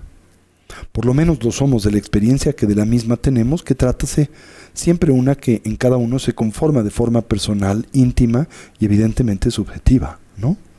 De estas somos responsables. Y porque lo único que tenemos del mundo es la experiencia que tenemos de él, ¿sí? Pues en ese sentido somos en efecto responsables de nuestra propia vida, de nuestra propia existencia. Un elemento adicional del karma, y claro, aquí estamos hablando, recuerden, por karma queremos decir actividad contaminada. La acción de mente, palabra y cuerpo que en el individuo emerge de la contaminación de la ignorancia, el apego y la aversión. Recuerden que en la tradición budista hablamos de esa actividad, la contaminada, que puede ser, por cierto, positiva o negativa, pero también comúnmente hablamos de otra dimensión de la actividad, que es la actividad búdica, o también se le describe como la actividad de sabiduría. La diferencia entre el karma y la actividad de sabiduría, a veces se dice el karma contaminado y el karma puro, ¿sí? Pero para no confundirnos es mejor en el segundo caso no emplear la palabra karma, ¿sí? Aunque la palabra karma en sí, que quiere decir acción, ¿no? Y lo que pretende comunicar es que nosotros desplegamos ya sea acciones contaminadas por una conciencia dualista y aflictiva, que pueden ser positivas o negativas en el mediano, corto o largo plazo, pero que siempre nos vinculan y atan a una existencia recurrente de conflictos y dificultades. Porque aún el karma positivo es vinculante al samsara, ¿sí? Un buen samsara, pero al samsara finalmente. Y después está la actividad de sabiduría, que es aquella que emana de una matriz muy distinta, una ajena a la ignorancia, el apego y la aversión. Una cognición directa y comprensión intuitiva de las cosas como son. Específicamente, ¿de qué? De las cosas como son. De su ausencia de identidad intrínseca, de su condición interdependiente, ¿verdad? De su carencia de realidad objetiva, de su carencia de permanencia y autonomía. ¿Ok? Bueno, entonces, decía que punto elemental en el que debemos de desarrollar este tipo de confianza y asertividad, este primer factor o estructura mental positiva y virtuosa es en la estructura y principio de la causalidad moral. ¿Sí? Un segundo elemento en el que el individuo debe de generar profunda confianza es en el potencial y posibilidad del despertar y la iluminación. Evidentemente, si el individuo no ha arribado a esa conclusión, no tiene confianza en que ese es un potencial genuino, pues ese tipo de duda, que se llama aflictiva, va a degradar la fortaleza necesaria que el individuo y practicante tiene que aplicar para lograr dicha meta. El peor enemigo que alguien puede tener es sí mismo. Y dentro de ese sí mismo, la ausencia de confianza de su potencial iluminado. ¿Sí? Esto es algo que a nosotros nos plaga de forma muy intensa culturalmente hablando y lo hace en consecuencia, diría yo, de nuestro legado teísta y judeocristiano, en donde se nos concibe como entidades caídas, pecaminosas, de forma de hecho sustancial, intrínseca, y se piensa que nuestra salvación depende no de nosotros, sino de la injerencia e intervención de un agente superior externo, la divinidad, que a través, en buena medida, de la gracia y a pesar de nosotros, nos salva de nosotros mismos, ¿no?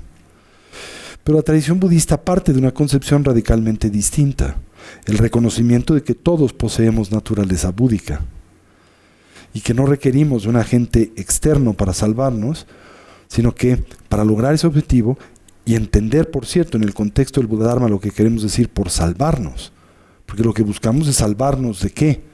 De la estructura de la confusión que nosotros propicia el dolor y el sufrimiento, y de cómo ésta nos ata a una existencia recurrente de dificultades y problemas, una vida pues inconsciente y compulsiva. ¿De qué? De ignorancia, de apego, de aversión y así subsecuentemente. Bien, entonces, muy importante, un Buda actualizado, ese potencial, el de la mente lúcida, plenamente actualizada, y tiene absoluta confianza en esa condición. Nosotros tenemos que cultivarla, estamos en esa fase, no la tenemos que desarrollar, ¿sí? También un elemento en el que contextualmente en el Buddha-dharma se dice, el individuo tiene que generar confianza y asertividad. Es en la condición y naturaleza espiritual de la mente o conciencia. En la comprensión que se pretende nosotros derivemos no de algo revelado, de una especie de confianza ciega y dogmática en torno a ese concepto, sino en consecuencia de haber aplicado sistemáticamente la inferencia lógica, la inferencia empírica y finalmente la inferencia por autoridad.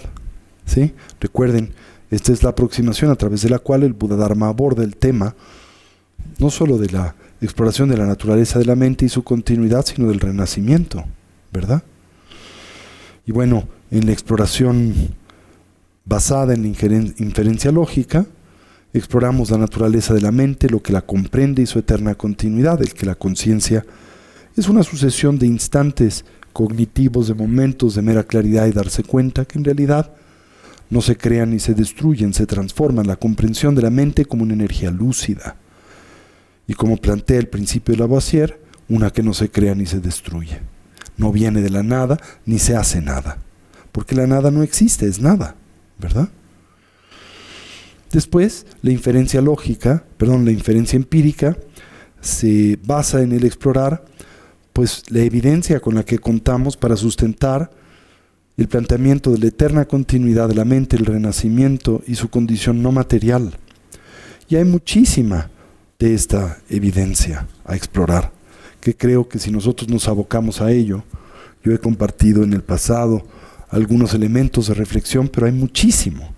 Y si nos abocamos a esto, eventualmente creo que de forma espontánea y natural, como una hipótesis primaria de trabajo, que explica tantas cosas de la vida, abrazamos el renacimiento.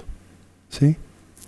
Y lo hacemos finalmente a través de lo que llamamos inferencia por autoridad, y es el observar o contemplar lo que obtenemos, la información, las afirmaciones, los señalamientos, la sabiduría, de lo que denominamos informantes confiables. ¿Y quiénes son para la tradición budista los informantes confiables? Aquellos en los que ha nacido el ojo de la sabiduría. ¿Sí? La cognición directa y no conceptual de la vacuidad, la lucidez que les permite deambular conscientemente en todos los procesos de transformación y transición, el entreestado natural de la vida, el entreestado doloroso de la muerte, el entreestado de la talidad, luminoso de la realidad objetiva, el entreestado kármico del devenir, ¿verdad? Todo ello. Bien, cultivar entonces certeza en torno a la naturaleza espiritual de la conciencia y su eterna continuidad. Todo esto le da profundo sentido al camino. Esto es lo que entonces y en síntesis se entiende en el contexto de Lorrick, la mente y sus factores, de los factores que son útiles y positivos por fe, por confianza o por asertividad. ¿Ok? El primero de 11 factores de esta naturaleza. Muy bien. El segundo es el factor mental de la vigilancia. ¿Sobre qué? Sobre nuestros estados mentales. La vigilancia sobre nuestros estados mentales. ¿Eso en esencia qué quiere decir? Bueno, si lo piensan, es lo que en términos de la psicología y las ciencias cognitivas occidentales llamamos o describimos como autorregulación. ¿Sí?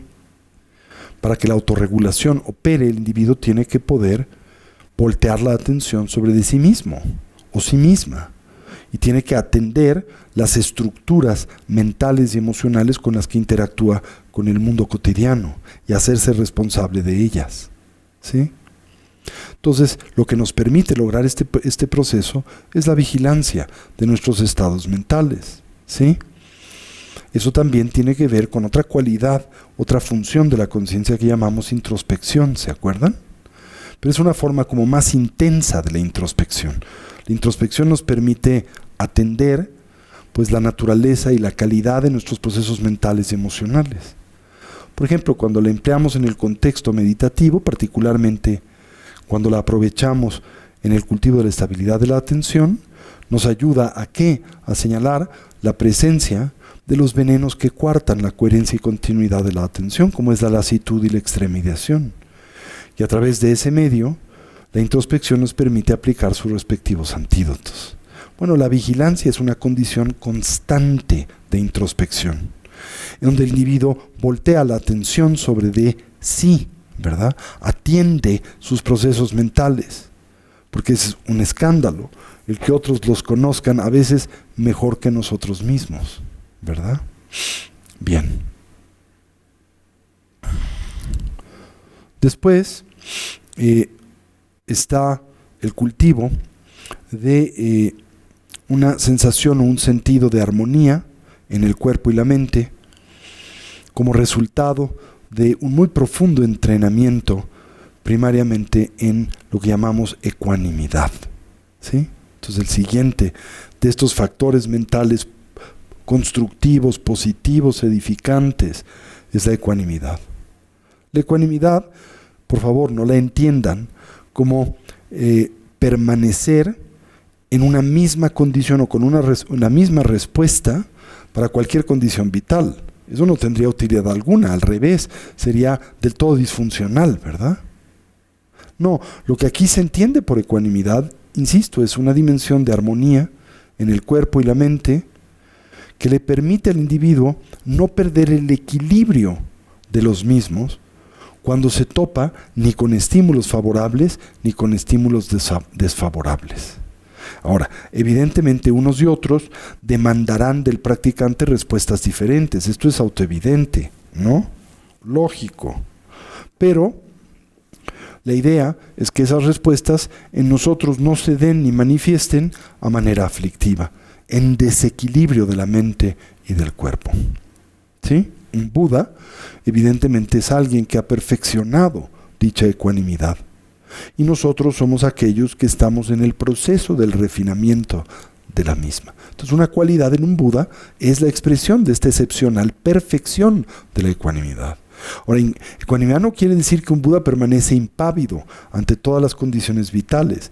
No le hallaría yo ningún interés.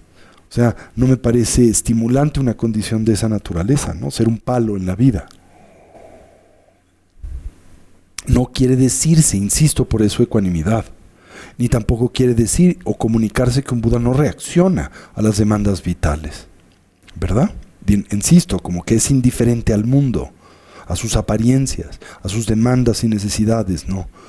Un Buda es simplemente alguien que responde a cualquier condición vital sin la hiperactividad emocional, sin el déficit emotivo, sin el desequilibrio emotivo, o el cognitivo, o el de la atención, o en la facultad del deseo y la volición, de las que depende la salud mental óptima.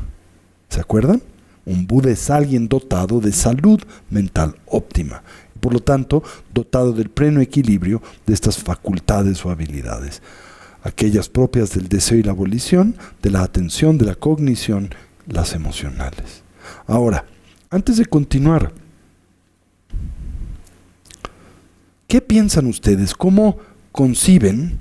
Podemos arribar a una certeza, una muy profunda confianza en torno al hecho de que es posible cultivar dicha ecuanimidad, esa perfección de la ecuanimidad. Comúnmente nosotros decimos que esto se cultiva a través de ver, primero, que diferentes personas manifiestan diferentes niveles de proeficiencia, ¿verdad?, en el desarrollo y expresión de esa cualidad mental y emocional. No es una fija, ¿verdad? En nosotros mismos se manifiesta en diferentes grados de funcionalidad o disfuncionalidad a lo largo de la vida. Y al mismo tiempo, cuando nos abocamos al entrenamiento mental, podemos avanzar en la estabilidad y cultivo de una cualidad como es la ecuanimidad. Bueno, si esto es cierto, ¿qué nos resta en pensar o abrazar el que esto es algo que puede cultivarse a un nivel de perfección? O sea, si lo podemos cultivar en un cierto nivel ahora, ¿qué nos resta pensar que lo podemos perfeccionar del todo? ¿Verdad? Esa es una concepción fundacional. ¿Sí? Bien, el siguiente factor mental positivo es la vergüenza. Pero la vergüenza dicha, por ejemplo, en la expresión muy latina de cuando alguien te dice que no tienes vergüenza, que es lo mismo que decir que no tienes potencial y capacidad de autorregulación. ¿Sí? Entonces, aquí es la vergüenza, no en el sentido de que te sientas nada, ¿sí?, sino en el sentido de la capacidad de aplicar conciencia a tus acciones y sus consecuencias, y evaluar cuando las negativas te han expuesto, pues, a una condición desfavorable, para ti y para los que te rodean. ¿Ok? Evidentemente, en un Buda puede decirse hay esa plena conciencia. Y habiendo esa plena conciencia, ya no hay desequilibrios mentales y emocionales, porque todas las acciones que un Buda despliega son lúcidas. En contraste a las nuestras, la mayoría, el 99% de las acciones que nosotros desplegamos son consecuentes del hábito y la inercialidad, o simplemente de la plena inconsciencia, que enunciamos muy comúnmente cuando se nos mete el demonio, ¿sí? Recuerden, la palabra demonio quiere decir lo que nos separa, ¿verdad? Eso es lo que quiere decir daimon en griego la palabra, ¿sí? Pero bueno, cuando se nos mete el demonio, a veces decimos, ¿no?, cosas como, no supe lo que se metió en mí, ¿sí? Que es tanto como afirmar, pues, no tienes autorregulación, no tienes autoconciencia. Esos patrones de pronto toman control sobre de tu vida y personalidad y operan inercialmente. Ahora, si nosotros hubiéramos cultivado a lo largo de la vida infinitos patrones positivos, pues, ¿qué preocupación tendrías de que estos se manifiesten de forma espontánea, natural, habitual y recurrente? Pues son positivos. El problema es que gran parte de los hábitos mentales que hemos cultivado no son virtuosos, ¿verdad? Como veremos con los 26 factores mentales no virtuosos. Muchos de estos están presentes en nosotros. Y por lo tanto, ameritan el que tú dejes a un lado y pierdas la ausencia de conciencia. Y cultives una habilidad de vergüenza, de una sana vergüenza. ¿Sí? Bien. Otro factor mental, pero que está asociado a este, es el temor que nace en una persona que entiende las consecuencias negativas de sus acciones. ¿El temor de qué? Pues de dos cosas. Primero, el efecto que esas acciones puedan tener en otros y en uno mismo, ¿verdad? Y el temor a los principios primarios del karma. ¿Cuál es uno de estos? Pues el hecho de que el karma es expansivo, de que una pequeña acción descuidada puede convertirse en un motor amplísimo de consecuencias muy influyentes en nuestras vidas. ¿Sí? Eso es primariamente. Muy bien. Entonces, el cultivar este tipo de temor a las consecuencias negativas de nuestras acciones no virtuosas. ¿Sí? Luego viene una combinación de valentía, de entusiasmo, de energía y de ausencia de apego. ¿Sí? No se puede expresar con una sola palabra porque en realidad engloba todas las que acabo de compartir, ¿no? Es, vuelvo a insistir, una combinación de valentía, coraje, Coraje en el sentido de arrojo, ¿ok? Entusiasmo, energía, ¿verdad? La ausencia también de apego, ¿sí? No, más bien, tan solo eso, el entusiasmo y la energía. Evidentemente, en el caso de un Buda, esto se ha refinado y del todo perfeccionado. Un Buda tiene esa valentía que se centra en la plena confianza en su impecabilidad, ¿verdad? En un Buda, evidentemente, existe un entusiasmo muy poderoso, especialmente para la ejecución de las actividades virtuosas y liberadoras. Y en un Buda, dado el hecho de que no se tiene que defender ni promover el yo, que creen que está presente de forma extraordinaria, que tiene a raudales un Buda, energía. Nuestra energía no rinde, ¿verdad? ¿Cómo llegas a casa en la noche? Devastado a veces, ¿verdad? ¿Por qué? No necesariamente es por todo lo que haces en el día, es por todo lo que defiendes en el día. Eso es muy profundo si lo piensan, muy. Ahora, claro, para la persona que es inconsciente ni siquiera hay la posibilidad de saber qué es lo que defiende, aunque lo defiende, ¿sí? Pero la persona lúcida sabe lo que defiende y poco a poco devela la inconsecuencia de ello y lo libera, lo suelta. Y cuando lo sueltas, naturalmente la energía que habías previamente invertido en la defensa y promoción de ese aspecto neurótico de tu vida y personalidad, pues te aporta un potencial de actividad extraordinario, en el que no te cansas, y en especial algo muy lindo, no te cansas de hacer el bien, o no te cansas de ejecutar acciones centradas en la bondad, el amor y la compasión. Esto es muy profundo, ¿sí? Y nosotros pues estamos apenas iniciando el sendero en torno al cultivo de estas cualidades, pero las podemos perfeccionar, indudablemente, no hay impedimento para ello. Los Budas y nosotros no somos distintos, ¿verdad? La naturaleza búdica de un Buda y nuestra naturaleza búdica no son diferentes, ¿sí? Es la misma naturaleza. Y por tanto, la única diferencia entre un Buda y una persona ordinaria es que una persona ordinaria no conoce su naturaleza. Y un Buda conoce y ha cultivado y ha estabilizado dicha naturaleza en general. ¿Sí? Bien. El siguiente factor mental positivo es la ausencia de apego. Recuerden qué quiere decirse en la psicología budista por tal. El apego es ese factor mental, esa función de la conciencia enraizada en la ignorancia que nos conduce a exagerar las cualidades positivas de objetos, personas, circunstancias o ideas, que nos conduce a proyectar cualidades positivas sobre de objetos, personas, circunstancias y de ideas que no las tienen o poseen, que se caracteriza por la fuerza del aferramiento y la demanda de bienestar genuino y duradero de aquello que no es fuente confiable del mismo. Eso es el apego.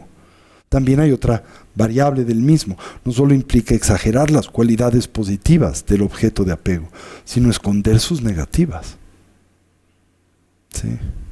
Y desgraciadamente, por más insistentes que seas en esconder las cualidades negativas de alguien, ahí están, y tarde o temprano van a morderte el culo, ¿no? ¿Y en qué se van a traducir? En decepción, en dolor, en ira, en rencor, ¿verdad? Trauma. Toda esta colección de elementos que conocemos tan bien, ¿verdad? Bien. Entonces un Buda es alguien que ha actualizado la plena ausencia de apego. Ahora, siempre hay confusión en torno a la palabra apego, ¿sí? Cuando se dice que un Buda no tiene apego, ¿qué quiere decirse? ¿Que es un ser indiferente? ¿Que no se interesa por nada y nadie? No, es solamente alguien que no exagera las cualidades positivas de algo o alguien, de nadie, que no proyecta cualidades positivas sobre algo o alguien que no las tiene, que no se vincula ese algo a alguien con esta actitud equívoca y tergiversada del aferramiento, que no exige de ese algo a alguien lo que no puede dar, porque nadie da lo que no tiene. ¿Se entiende eso? Esa es la ausencia de apego. Luego viene la ausencia de aversión, ¿sí? Que es lo contrario del apego. La ira, el enojo, hasta el odio, que nos conducen a ¿qué? Ahora lo contrario, exagerar las cualidades negativas de objetos, personas, circunstancias o ideas. A superimponer cualidades positivas sobre objetos, personas, circunstancias o ideas que no las tienen. aferrarnos a ese punto de vista y esconder sus cualidades positivas. ¿Sí? Un Buda no hace eso, ha trascendido esas limitaciones, pero nosotros seguimos siendo presas de lo mismo. Por eso un Buda es un objeto confiable de refugio. Un Buda o la budeidad, como la quieran ver, ¿verdad? Luego viene la ausencia de confusión, evidente, ¿no? Un Buda no tiene confusión, no sufre de ignorancia. Ha cultivado prajna paramita, o lo que llamamos en tibetano sherab parul tu chimpa, ¿sí? Que quiere decir la perfección de la sabiduría, que es el entendimiento de las cosas como son, ¿sí? ¿Por qué? Porque la tradición budista que afirma que todas nuestras dificultades y problemas de dónde advienen, cuál es la segunda de las 4 verdades nobles, cuál es la causa del sufrimiento, la ignorancia, el desconocimiento de la manera en que las cosas son, cuál es el antídoto, la sabiduría, el conocimiento de las cosas como son. ¿Y qué es de las cosas que podemos conocer? Bueno, como mínimo, las 3 marcas de la existencia, la impermanencia, la ausencia de identidad intrínseca de todo fenómeno y condición, y, ¿verdad?, la naturaleza de aquello que en nosotros propicia dolor y sufrimiento recurrente. ¿Sí? Y al entender y conocerlo, podernos de esas causas y condiciones liberarnos. Luego viene la ausencia de violencia. De hecho, lo que llamamos Dharma es una forma y estilo de vida que no solo se enraiza en el cultivo de la sabiduría, que no solamente abraza las causas genuinas del bienestar y la felicidad duradera, sino que se manifiesta en plena y total ausencia de violencia. Es una actitud vital de no violencia. Ahora, quisiera preguntarles, ¿para ser asertivo se tiene que ser violento? ¿Es una condición indispensable de la asertividad? No. De hecho, yo siento que la violencia degrada la asertividad, la torna ineficaz. ¿Sí? ¿Por qué? Porque la violencia que genera más violencia, ¿verdad? Y decía el Buda en una colección de aforismos muy bonita que se llama el Dhammapada, de la literatura Pali, del budismo del sur, del budismo fundacional. El Buda decía que del odio solo se genera y cultiva odio, y que si lo que se busca es paz, que es una expresión también del bienestar genuino, solo puede cultivarse a través de la paz. Mahatma Gandhi, Mahatma quiere decir gran alma, ¿sí? Y es un título, un epíteto que los indios le dieron a este increíble ser humano. Un bodhisattva indudablemente, ¿sí? El gran alma, el Mahatma, ¿sí? O le llamaban Gandhiji. Ji es un sufijo que quiere decir el noble Gandhi. Y Gandhi decía, tiene un dicho muy hermoso, señalaba, no hay un camino para la paz, porque la paz es el camino. ¿Sí? O sea, no busques a algo que te lleve a la paz, sino practica la paz como lo que naturalmente desemboca en la paz. Y no pienses que la violencia puede generar paz, porque la violencia solo produce y propicia violencia. El dividir solo produce confrontación. Esto es un principio ancestral, ¿verdad? ¿Se entiende eso? Bueno, y la ausencia de daño, que es otra acepción de la ausencia de violencia. Estos son entonces los 11 factores mentales virtuosos. Naturalmente en un Buda se han actualizado plenamente. Y por eso se afirma un Buda es un objeto confiable de refugio. Alguien que puede protegerte. ¿De qué? De las condiciones que detonan tus conflictos y dificultades recurrentes. Por tanto, la primera de las joyas, la del despertar. ¿Ok? ¿Se entiende eso? Y todo esto es indispensable para, al acercarnos a ese referente Buda, hacerlo con total confianza de lo que esa condición representa, de la nobleza de la actualización de esa condición en la vida de un individuo y del potencial presente en todos nosotros para lograr simultáneamente dicho objetivo. Si actualizas todo esto, si lo entiendes e intimas, pues es muy fácil el generar esta devoción, confianza y respeto muy profundos por el Buda y por nuestros mentores espirituales. ¿Sí? Yo, un poco a manera de broma, digo, ¿por qué se le llama al gurú un mentor espiritual? Bueno, porque es quien te lamenta con cariño y amor, ¿sí? En pos de tu desarrollo y crecimiento. El mentador, el mentor. Bueno, luego están lo que llamamos 26 factores mentales negativos, que naturalmente un Buda ha trascendido. No están presentes en la conciencia de un Buda, pero que en nosotros sí están presentes todavía, y que son causa primaria de nuestras dificultades y problemas recurrentes. ¿Sí? Bien. Simplemente los enuncio y los abordo, si me permiten, la semana próxima. ¿Sí? Por cierto, más que factores mentales negativos, podríamos describirles como funciones no del todo útiles de la conciencia conceptual dualista. ¿Ok?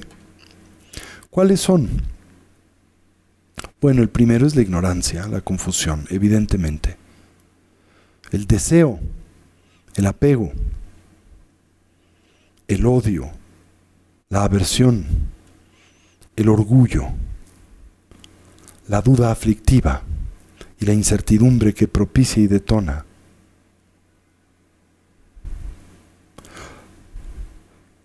Las creencias equivocadas en torno a posiciones como lo son la permanencia o la sustancialidad y el nihilismo, en torno al yo y a todos los fenómenos, ¿verdad? La ira, la continua enemistad y resentimiento, la explosividad incandescente o el enojo incandescente, ¿sí? La violencia o el intento e intención de lastimar, la envidia, la truculencia, el ser alguien que siempre busca cómo engañar, que hoy está tan de moda en todos los sistemas políticos, ¿verdad? Como pocos momentos de la historia, nuestros líderes políticos son mentirosos patológicos, ¿verdad? Acuérdense de las estadísticas que llevaban varias organizaciones, de la cantidad de mentiras, por ejemplo, que enunciaba el presidente Trump. Creo que al final de su administración fueron 100 y tantos mil mentiras. Y el peje no hace malas leches, ¿no? ¿Verdad? Es una especie de mentir compulsivo, ¿verdad? Que también conduce a la hipocresía, otro factor mental negativo. Sí, especialmente la hipocresía centrada en el pretender tener cualidades positivas que uno no tiene. También el denigrar, ¿sí? El minimizar o el esconder las cualidades positivas que existen en otros. La ausencia de vergüenza, de temor ante las consecuencias de nuestras acciones. La avaricia, el egoísmo, el orgullo de importancia personal, la actitud que tiende a inflar al individuo o a la persona. La ausencia de fe y confianza. El descuido en torno a aceptar cuáles son las causas del bienestar, abrazarlas, y cuáles son las causas del dolor, rechazarlas. La pereza, la ausencia de recolección, y una muy interesante, la inhabilidad de aplicar el entendimiento a la vida cotidiana, que redunda en la falta de recolección, que tan solo fortalece la inercia mental y emocional, la falta de equilibrio mental y emocional y la distracción. ¿Sí? Estos son los 26 factores mentales negativos. y ahondo en ellos la semana próxima. ¿Ok? ¿Sí? Todos los que nos ven por internet han comprendido y se han iluminado durante esta noche. Lo importante, quiero insistir, es entender que en los Budas coinciden estas cualidades y que por lo tanto ellos o ellas son objetos confiables de refugio, hacia los que nosotros dirigimos el espíritu de la emergencia, indispensable en el camino al despertar. ¿Ok? Bueno, pues pausemos aquí, continuemos con mucho gusto nuestro estudio del Dharma, el cultivo de las 3 sabidurías, la semana próxima. Y mediten sobre de estas cuestiones. Fortalezcan la confianza en la triple joya. Dediquemos así, como lo hacemos siempre, el mérito. ¿Por qué? Porque siempre, a través de reunirnos, dedicar este tiempo al estudio y la práctica del Dharma, al cultivo de las 3 sabidurías, generamos algún tipo de energía positiva y deseamos que ésta sea de beneficio y bienestar a todos los seres. Que nos permita actualizar nuestros potenciales y nos oriente a trascender nuestras limitaciones. Que una mentalidad altruista pueda nacer donde no ha nacido y donde ya exista, que se incremente. Que todos los seres puedan ser felices, puedan identificar las causas que propician el bienestar genuino, fortalecerlas, identificar las causas que detonan el dolor y el sufrimiento y debilitarlas. Que pronto podamos actualizar la condición de la conciencia de sabiduría y compasión de un Buda, no solo en nuestro propio beneficio, sino en el de aquel de los que nos rodean. Así es. Así es. Así es. Gewa de tutalama sanje jujune joa chena chejamara bade salagu pasho. Chanchob sanjo rinpoche makye pana chechuchi keba nyampa me payang. Kongne kongdu pawasho. Omahum benzi guru pamasidi kung.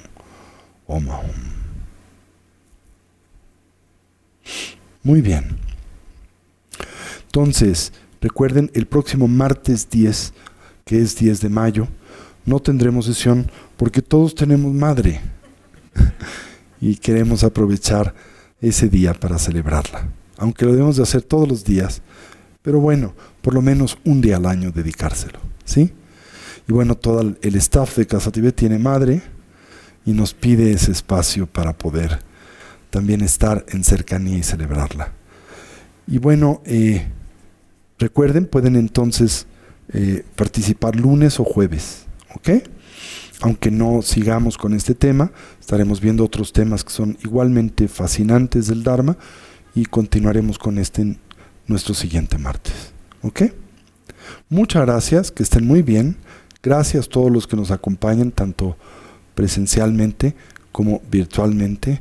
Ahí veo en la Sangha de Puebla, no, de Guadalajara. Ahí está, pobrecita, una sola persona en la sala entera de pues el espacio de estudio del centro. Qué poca madre. Por favor, acompáñenla, que haya más gente ahí la semana que entra. No la quiero ver solita. Bueno, muchas gracias. Que estén muy bien y nos veremos, si el karma lo permite, la semana próxima. Hasta luego.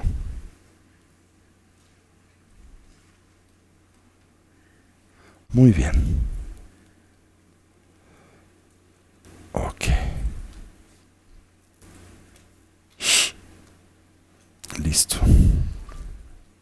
Que estén muy bien y nos veremos lunes o jueves, ¿ok? Vengan, como ustedes vienen físicamente, vengan lunes o jueves, ¿ok? Gracias.